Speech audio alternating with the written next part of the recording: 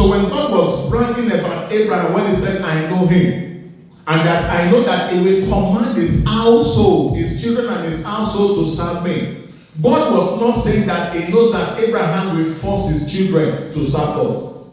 It didn't mean that Abraham will compel his children to serve God. What God was saying is that what I have seen of Abraham, Abraham's service, Abraham's consistency, Abraham's sacrifice, Abraham's humility, Abraham's regard for me is God. I am sure that his children, his household will follow in his footsteps in serving me.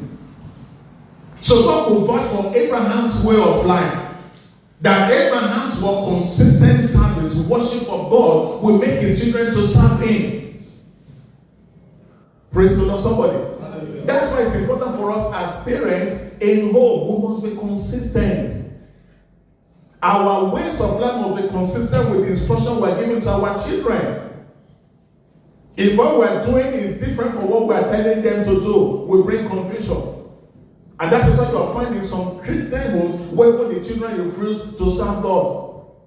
If we truly want our families to become God's approved families, then our lives must become examples of obedience. Our lives must become examples of humility. Does that show in us? Do our children see obedience in us? Obedience to God, obedience to the things of God in us? Does our life portray humility? Does our life show holiness as parents? That our children want to emulate and say, bitch, I want to be holy. Does our life show that we hate sin so that our children too can hate sin? Abraham did not leave Isaac to discover God by accident. He intentionally raised Isaac. Genesis chapter 22 reveals something to us. Genesis 22.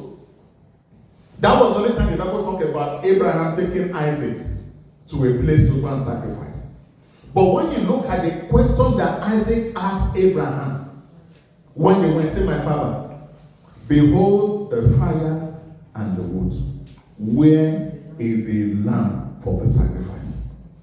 That tells us that what Abraham had been a father that had taken his son Isaac to the place of worship. Yes. That was on the fact. That's why Isaac understood the process. That when you go to the place of God, to the presence of God, this is what you do. My father, this is the fire. This is the wood. Where is the sacrifice? Isaac was used to the place of worship. It begins from the home.